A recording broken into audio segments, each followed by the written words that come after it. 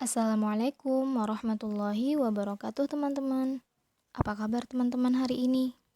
Semoga teman-teman selalu diberikan kesehatan dan selalu dilindungi oleh Allah. Alhamdulillah, kita dapat berjumpa kembali dalam sentra bahasa. Nah, teman-teman, kali ini tema kita tentang Ramadan. Nah, Ramadan biasanya akan diidentikan dengan puasa. Nah, apa sih puasa itu? Puasa dalam bahasa Arab adalah as-siyam, artinya menahan.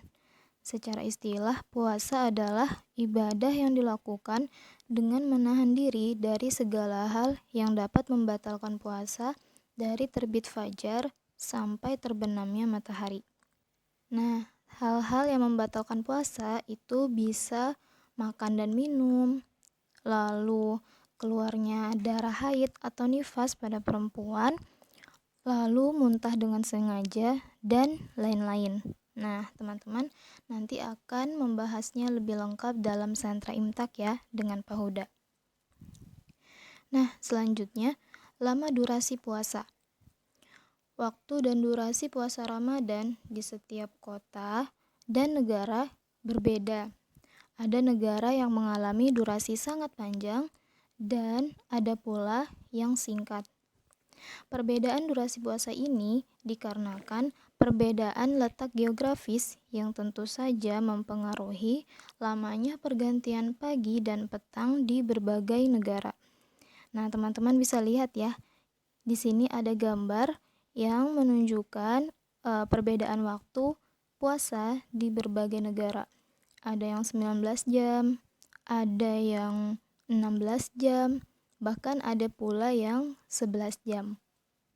Nah, itu semua terjadi karena perbedaan letak geografis dari masing-masing negara tersebut. Sedangkan di negara Indonesia sendiri, panjang waktu puasa kurang lebih 13 jam. Dimulai dari imsak sekitar pukul 4.45 WITA hingga maghrib sekitar pukul 18.18 WITA. Nah, jadi teman-teman kurang lebih 13 jam ya waktu puasa di Indonesia. Nah, sedangkan menitnya itu bisa berubah-ubah. Teman-teman kalau punya jadwal imsak puasa di rumahnya masing-masing, teman-teman bisa lihat ada perbedaan menit di setiap harinya. Nah, kenapa Indonesia memiliki waktu puasa kurang lebih 13 jam? Karena Indonesia termasuk negara dengan waktu puasa yang pendek, sebab keberadaannya dekat dengan garis khatulistiwa.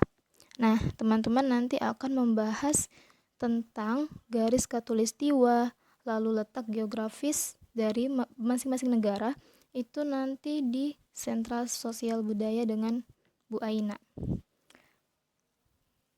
Nah, selanjutnya penentuan awal Ramadan. Penentuan awal Ramadan dapat dilihat dari munculnya hilal. Apa itu hilal? Hilal adalah bentuk bulan sabit yang tipis.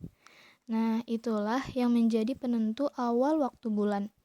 Karena tandanya jelas setelah sebelumnya menghilang yang disebut dengan bulan mati.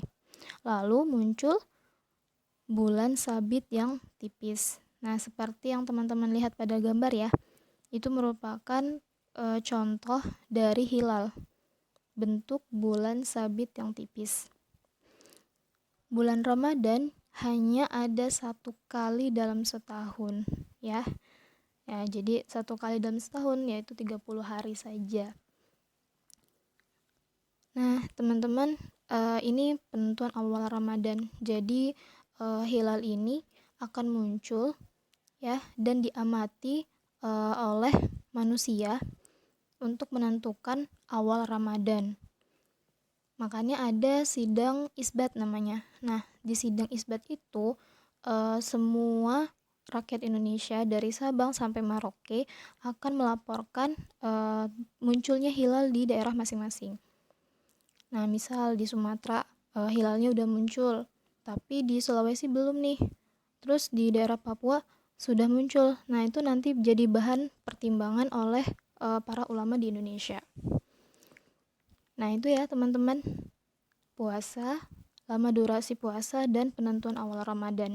Nanti teman-teman akan mempelajarinya juga lebih lanjut di sentra-sentra yang lain.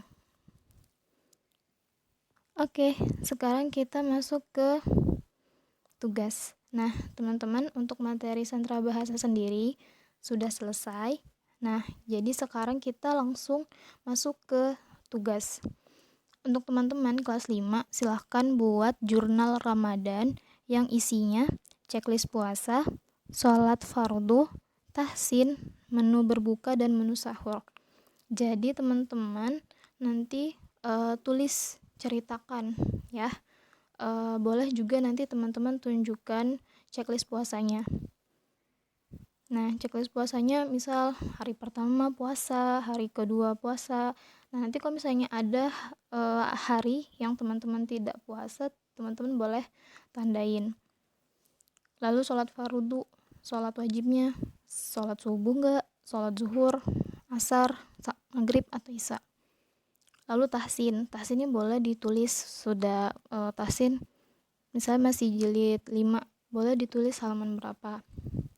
Lalu menu berbuka dan menu sahur, teman-teman boleh tuliskan menu berbuka yang teman-teman makan itu apa saja, menu sahurnya apa saja.